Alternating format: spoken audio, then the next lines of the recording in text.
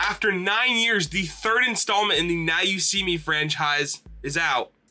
Let's talk about it. So last night I saw Now You See Me, Now You Don't.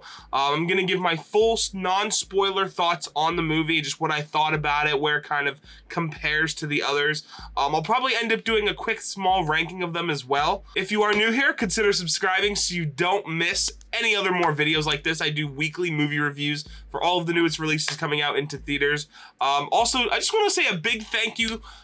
In the past 24 to 48 hours, we have had a lot of brand new people coming to the channel.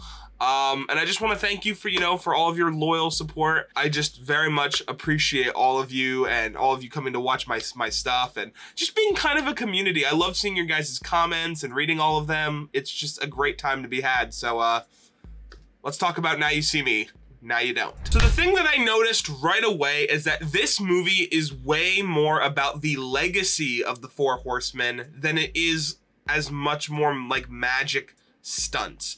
It, focuses on the fact that they, disbanded and they haven't really made a movie in like 9-ish years, right? I kind of like it because, it takes this more plot-centered focus, but at the same time, I kind of wish we had more moments of like this, like when I watched the first Now You See Me, it's full of these stunning set pieces and these like crazy things. Whereas this time it's more, they do one or two cool and neat things, but they're not nearly as impressive.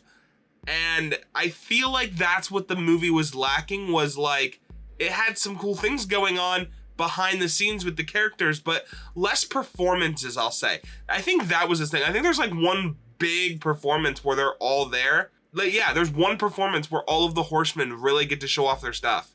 And I think that was the main issue for me. But I still enjoyed myself. I still had a great time. Yeah. Let's talk about the newcomers because they are there and they're pretty actively involved throughout the movie. Charlie, which is kind of like the behind the scenes guy setting up all the tricks, was definitely my favorite. I like, I think her name's Ariana Greenblatt, or I don't know if I'm pronouncing that right. She's fine. I wasn't crazy about her when they first announced that she was going to be in this movie. She's a fine actor. I don't really like hate her per se. I've always just found I haven't seen anything from any of her roles that really like wowed me. I'm kind of waiting for her big debut moment, and I haven't really felt that yet, just personally. As far as, the other member, he's fine. He kind of has this like ongoing beef with Atlas, and it's fine, it works. But the problem that I have is that it seems like they were trying to really, really push these three new people, when in actuality, we just wanted to see the Four Horsemen more active again. And I'll kind of talk about that as I go deeper into this review. There also are some pretty big character moments in this movie. There's a lot of, staple things that happen to certain characters, and I won't reveal any of that. Obviously, I don't want to spoil anything, but there are some, pretty staple things that happen between the characters or that happen to the characters, and specifically the Four Horsemen. But just know that there's a lot they have not shown in the trailers or any of like the marketing promotions or anything like that, because when I saw some of the stuff, I was like, wow, they actually like surprised me there. You heard me talking earlier about how a lot of the Four Horsemen didn't get as much time as I was hoping. This is probably one of the bigger moments in it. Woody Harrelson gets a little sidelined in this movie, and I wasn't really a fan of that. He's actually one of my favorite of the Horsemen. But he kind of, I don't want to get, again, into too many specifics, but he does get sidelined a bit. And for like, I'd say maybe the whole second act of the movie is kind of like not really with the Horsemen.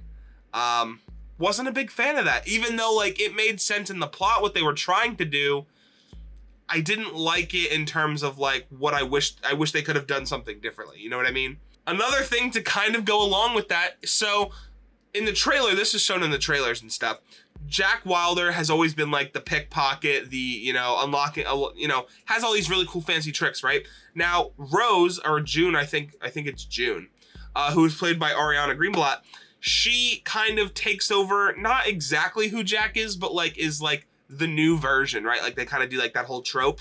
It's fine, but the problem I have is that sometimes she is better than Jack Wilder, and I'm sorry, but that is just not convincing to me. There are multiple moments in the movie where I'm like, if this was the actual Jack Wilder that we all know and love from Now You See Me and Now You See Me 2, he would have smoked her out of the water. You were talking about the same guy that could mimic on the phone. Like, that was the issue I had with this movie, is that I wish we got to see. It felt like they really sidelined the Four Horsemen and their abilities. Now, I will say, to kind of counteract that point, there is one moment in this movie, where you get to see all of them interacting, but it's not a very big moment. It's not really in front of like many people. It's just like amongst them, and they're all showing like what they can do. It's a fun moment, and it's actually one of probably the better moments in the movie, but it doesn't make up for the fact that like throughout the whole movie, they're treating these Four Horsemen like they're like old, or like they're maybe not quite as good. Like Jesse Eisenberg, Atlas, does a pretty good job at like showing that he still got the sauce, no pun intended, right? But like especially Dave Franco, you know, and Woody Harrelson, like throughout the movie, they do like this whole thing where like, oh, they've gotten rusty, and it's like, okay, like I'm not really a fan of that. I wanted to see them, you know, do some cool magic, like way cool magic, and be, you know, badasses like they were in Now You See Me and Now You See Me 2. Because let's be honest, Jack Wilder in Now You See Me and Now You See Me 2 was awesome. Awesome. Especially like that one thing where they're like passing the card back and forth. It's one of my favorite moments. And yeah, I felt a little let down by that. The villain in this movie is mostly generic, but I will say at the very end of the movie, they do add a little bit of flair to her, so props for that. The final thing I'll say is that they do leave room for a fourth movie to be had. They kind of set it up pretty obviously. Overall, I had a good time with it. I think, you know, like I said, they are making a fourth movie, so we'll see what comes of it. So yeah, guys, that is my review for Now You See Me, Now You Don't. Please let me know in the comments if you are a fan of the Now You See Me franchise and kind of who your favorite magician amongst the 4 or 5 is, if you include Lola. Like I said, I had a decent time with this movie. I think I'm gonna probably give it 4 out of 5 on Letterboxd, so it's not horrible, but it definitely could have been higher for me, you know, if they made some changes. But let me know what you guys think about the movie and if you plan on seeing it this weekend, and I'll see you guys in the next video. Peace, Colonels.